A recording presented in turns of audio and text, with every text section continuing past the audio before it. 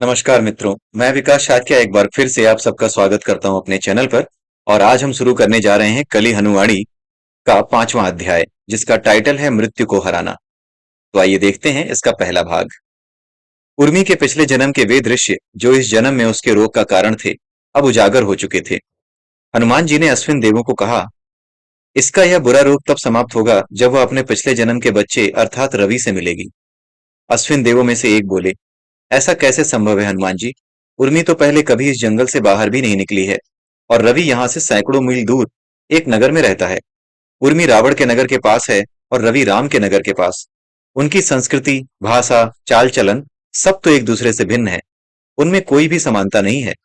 हनुमान जी ने प्रसन्न भाव से उत्तर दिया, उनमें एक तो समानता यह है कि वे दोनों मेरे भक्त हैं, और इससे बड़ी समानता क्या होगी कि उनकी आत्माएं जुड़वा हैं। अश्विन देवों में से दूसरे ने उत्साह से पूछा, हनुमान जी, तो क्या आप उनको मिलाने के लिए वैसी ही लीला करने वाले हैं जैसे आपने हिमालय से एक पर्वत लंका में लाकर की थी? क्या आप उर्मी को उड़ाकर रवि के नगर ले जाने वाले हैं? नहीं। तो क्या उर्मी यहां से वहां जाने वाली है?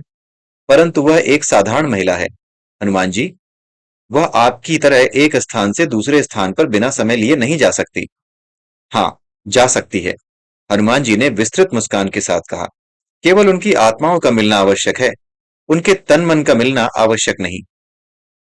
हनुमान जी की योजना थी कि उन दोनों आत्माओं को, यानी च छह जो कि चंद्रा की पिछले जन्म की 6 तारों वाली आत्मा थी जो कि उसके पास थी, और च सात यानी चंद्रा की 7 तारों वाली आत्मा जो कि उसके बेटे के पास थी, इन दोनों को स्वप्न लोक में मिलाया जाए, और तत्पश्चात यह उन्हीं पर छोड़ा जाए कि वे आगे की यात्रा कैसे तय करती हैं। मानव संसार वैसे तो अज्ञानी आत्माओं के लिए कारागार की तरह है, परंतु इसमें एक अच्छी बात यह है कि जब मानव तन थककर सो जाता है, तब आत्माएं यहां से स्वतंत्र होकर स्वप्न लोक में विचरण कर सकती हैं। जैसे ही तन सोता है, आत्मा स्वप्न लोक को प्रस्थान कर जाती है। आत्मा वैसे तो हर इच्छा को मानव संसार में पूर्ण करने का प्रयास करती है, परंतु जो इच्छा यहाँ पर पूर्ण करना असंभव है, वह स्वप्न लोक में पूर्ण कर लेती है। इच्छाएं कल्पना से जन्म लेती हैं, और कल्पनाएं बाहरी संसार के दृश्यों से प्रेरित होती हैं। महेश नाम का एक व्यक्ति अभी अभी एक मित्र के दाह संस्कार से लौटा है। मित्र के पिता के दाह संस्कार से लौटा है, जिनकी एक दुर्घटना में मृत्यु हो गई थी। दाह संस्कार के दृश्यों से उसके मन में एक चिंता पैदा होती है। वो चिंता ये है कि यदि मेरे पिता की किसी दुर्घटना में मृत्यु हो गई तो क्या होगा। इससे एक हल्की सी कल्पना प्रेरित होती है। वह अपने पिता की मृत्यु के दृश्य की कल्पना करता है। यदि यह कल्पना उसकी आत्मा तक पहुंच जाती है तो इच्छा में बदल जाती है। यद्यपि अधिकतर कल्पनाएं मस्तिष्क के द्वारा सोख ली जाती हैं। उदाहरण के तौर पर महेश का मस्तिष्क एक प्रतिक्रिया उत्पन्न करता है जिससे उसकी वह कल्पना मर गई, जिसमें वह यह सोचता है कि प्रभु मेरे परिवार की रक्षा कर रहे हैं। यदि उसका मन इस कल्पना को रोकने में असफल रहता है तो यह इच्छा के रूप में आत्मा तक पहुंच जाती है। तत्पश्चात आत्मा को इस इच्छा का निराकरण करने के लिए कोई रास्ता ढूंढना पड़ता है। वह ऐसे दृश्य में प्रवेश करती है जिसमें महेश के पिता की दुर्घटना में मृत्यु हो जाती है, परंतु वह दृश्य स्वप्न लोक में होता है, मानव लोक में नहीं। तो यहाँ पर यह कहा जा रहा है कि महेश का मस्तिष्क अगर ये सूचना ग्रहण करता है कि उसके किसी मित्र के पिता की मृत्यु हो गई है, और वो भी अगर यही सोचता है कि हाँ उसके पिता की भी मृत्यु हो सकती है, और साथ में अगर उसे इस बात का विश्वास नहीं होता कि प्रभु मेरे परिवार की रक्षा कर रहे हैं, जैसा ठीक होगा वैसा वो देखेंगे, अगर ये बात उसके दिमाग में नहीं आती और किसी प्रकार से ये भय कि उसके भी पिता की मृत्यु हो सकती है, वो भय यदि उसकी आत्मा तक पहुंच जाता है, तो वह आत्मा के लिए एक इच्छा बन जाता है, और आत्मा इस इच्छा को जीना चाहती है। जब आत्मा इस इच्छा को वास्तविक जीवन में नहीं जी सकती तो उस इच्छा को वो स्वप्न लोक में जीती है, मानव लोक में नहीं। मनुष्य के मस्तिष्क में नित्य सैकड़ों कल्पनाएं अंकुरित होती हैं। इनमें से कई इच्छाएं बन जाती हैं और आत्मा के ऊपर लद जाती हैं, जिसके कारण आत्मा का मानव संसार के दृश्यों में विचरण कठिन हो जाता है। इन अवांछित इच्छाओं से छुटकारा पाने के लिए आत्मा मानव संसार की देह को सुप्त अवस्था में छोड़कर स्वप्न लोक में चली जाती है, जहां वह विभिन्न अस्थायी देहों को धारण करके अवांछित इच्छाएं पूर्ण करती है। जब कोई इच्छा मानव संसार में पूर्ण करना असंभव होता है, तब वह स्वप्न लोक में पूरी हो जाती है। अपने पिता की मृत्यु स्वप्न में देखने पर महेश को चिंतित नहीं होना चाहिए, बल्कि प्रसन्न होना चाहिए। इसका यही अर्थ है कि जो इच्छा मानव संसार में पूर्ण होकर उसे वास्तविक दुख दे सकती थी, वह स्वप्न लोक में समाप्त हो गई। जागने के पश्चात यदि सपनों को स्मरण किया जाए तो पुनः कल्पनाएं अंकुरित होकर नई इच्छाओं को जन्म दे सकती हैं। यदि उन कल्पनाओं में से एक कल्पना उसके पिता की दुर्घटना की है, तो उसे पुनः वही स्वप्न आ सकता है। जब कोई भक्त प्रभु से मिलन के समीप होता है, तब उसकी आत्मा के दो प्रतिबिंब बन जाते हैं। उर्मी की आत्मा के भी दो प्रतिबिंब थे, जिसमें से एक थी 6 तारों वाली आत्मा, जो कि पिछले जन्म से उसके साथ थी, और उस आत्मा के साथ जुड़ी हुई थी उस साधु की आत्मा, जिसकी वजह से उसके पास अभी भी 13 तार थे, लेकिन वो दो अलग अलग आत्माओं के थे। उसके अलावा उसकी एक आत्मा का हिस्सा, जो कि 7 तारों वाला हिस्सा था, वो उसके पुत्र के पास था, जिसे सा सात आत्मा कहा जा सकता है। भाषा की सरलता के लिए हम उन प्रतिबिंबों को अलग अलग आत्माएं कह सकते हैं। 6 तारों वाली आत्मा उसकी अपनी थी, जो पिछले जन्म में चंद्रा का किरदार जी रही थी, जबकि सा सात आत्मा उसे पिछले जन्म में एक साधु ने प्रदान की थी। च छह यानी चंद्रा की 6 तारों वाली आत्मा की जुड़वा आत्मा च सात यानी 7 तारों वाली आत्मा थी, जो इस जन्म में रवि नामक के किरदार को जी रही थी। ये दोनों जुड़वा आत्माएं एक दूसरे से मिलने को तरस रही थीं। आप समझ रहे होंगे कि यहाँ पर क्या कहा जा रहा है। यहाँ पर यह कहा जा रहा है कि चंद्रा की पिछले जन्म में जो 13 तारों वाली आत्मा थी, उन 13 तारों में से 6 तार तो चंद्रा के पास रह गए थे, लेकिन बाकी के 7 तारों से उसने अपने पुत्र की जान बचाई थी।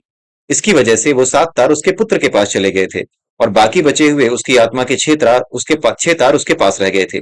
अब ये 6 तार और उसके पुत्र के पास जो 7 तार हैं, ये दोनों अलग अलग शरीरों में कैद हैं।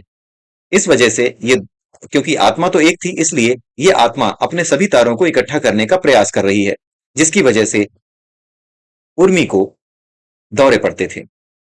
मिलन की यह इच्छा मानव लोक में पूर्ण करना असंभव था, इसलिए उर्मी की आत्मा की इस इच्छा को स्वप्न लोक में पूर्ण करने का प्रयास करती जा रही थी। उसे प्रायः एक सपना आता था। उस सपने में वह अपने बच्चे को खोने के दुख में रो रही होती थी। वह सपने में ऐसा अनुभव करती थी जैसे उसका एक भाग उससे बिछड़ गया हो। दौरा समाप्त होने के पश्चात जब वह एक पेड़ के नीचे लेटी थी और हनुमान जी उसके सिरहाने थे और अश्विन देव उसके दोनों ओर थे, तब उसे एक विशेष नींद आ गई और उसकी आत्मा स्वप्न लोक में पहुंच गई। यह नींद विशेष इसलिए थी कि हनुमान जी उसकी आत्मा की यात्रा का निर्देशन कर रहे थे, परंतु सपना उसने वही देखा जो वह प्रायः देखती आ रही थी। वहां से मीलों दूर रवि नाम का एक युवा अपने कार्यालय में किसी समस्या का हल ढूंढने पर काम कर रहा था। वह पिछली रात भी सोया नहीं था, क्योंकि वह उसी समस्या पर अपने घर से काम कर रहा था। उसके मस्तिष्क की नसों में जैसे आग लगी हुई थी। उसकी आंखें शुष्क और थकी हुई थीं। उसकी देह से सारी ऊर्जा निकल चुकी थी। कई घंटे के प्रयासों के पश्चात उसे अपनी समस्या के समाधान का एक विकल्प मिला था। वह उसी विकल्प को परख रहा था। एक सकारात्मक परिणाम की आशा के सहारे ही उसका थका हुआ मस्तिष्क किसी तरह जागृत था। परिणाम नकारात्मक निकला। आशा का दीपक बुझ गया और उसे कुर्सी पर ही नींद आ गई। उसे सपना वही आया जो उसे प्रायः आता था। उसने एक अनजान महिला को रोते हुए देखा। कहीं न कहीं उसके मन में यह भाव था कि वह उस महिला के दुख का कारण था। उसकी सहायता करने के लिए वह अपना सर्वस्व न्यौछावर करने के लिए तैयार था, परंतु वह उसकी ओर एक डग भी नहीं बढ़ा पा रहा था। जड़वत अवस्था में असहाय होकर वह उसे रोता देखता रहता था। तभी हनुमान जी ने उस स्वप्न में प्रवेश किया, ताकि वे उन दोनों आत्माओं का मिलन करा सकें। रवि और उर्मी दोनों ने सपने में एक दिव्य वाणी सुनी, जो उनका नाम पुकार रही थी।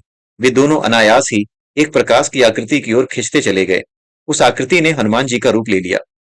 कुछ क्षण पश्चात उन दोनों ने पुनः वह दिव्य वाणी सुनी जो उनका नाम पुकार रही थी। रवि नींद से जागा तो उसने पाया कि उसके कार्यालय का एक साथी उसका नाम पुकार रहा था। उर्मी की नींद खुली तो उसने हनुमान जी को अपना नाम पुकारते हुए पाया। क्या मैं अब भी स्वप्न में हूँ? उर्मी के मन में विचार आया, क्योंकि हनुमान जी अब भी उसके सामने थे। नहीं, आप स्वप्न में नहीं हो। हनुमान जी ने उसके विचारों को पढ़कर उत्तर दिया। आपने चारों ओर देखो। आप अपने डेरे के समीप हो। मैं 41 वर्ष पश्चात अपने प्रिय मातंगों से मिलने आया हूँ। उर्मी के मस्तिष्क में वास्तविकता की बिजली कौंध गई। उसकी आंखें भर आईं। उसके गले से कोई शब्द नहीं निकले। वह उठकर बैठी तो तुरंत उसका तन साष्टांग प्रणाम की अवस्था में हनुमान जी के चरणों में गिर पड़ा। उसने स्वप्न में देखे हुए दृश्य को स्मरण करने का प्रयास किया, परंतु उसे कुछ स्मरण नहीं आया। एक आत्मा स्वप्न लोक से बहुत ही कम स्मृतियां मानव लोक में लेकर आती है, और जो लाती है वे भी तुरंत नष्ट हो जाती हैं। उठो मेरी बच्ची, अब आपको कभी भी मिर्गी के दौरे नहीं पड़ेंगे, हनुमान जी बोले। उर्मी को कोई विस्तृत जानकारी की आवश्यकता नहीं थी। उसका हृदय कृतज्ञता से, उसका मन आनंद से और उसकी देह एक नई ऊर्जा से भर गई थी। केवल हनुमान जी जानते थे कि उसकी आत्मा सा सात और रवि की आत्मा च सात की अदला बदली हो गई थी। अब उसकी देह में जो दो आत्माएं थीं, वे च छह और च सात थीं, यानी अब उसे अपनी 7 तारों वाली आत्मा जो उसके बेटे के शरीर में थी, जो कि अब रवि था, उससे वापस आकर जुड़ गई थी। पिछले जन्म में उसके बच्चे के साथ हुए हादसे से पहले उसकी जो 13 तारों वाली आत्मा थी, उसी से च 6 और च 7 नामक प्रतिबिंब बने थे। च 6 और च 7 अब वही वापस मिल गए थे। रवि के भीतर अब सा 7 आत्मा थी। आत्मा के परिवर्तन से उसके व्यवहार में कोई विशेष परिवर्तन नहीं आया। वह जागते ही अपने कार्यालय के कार्य में व्यस्त हो गया।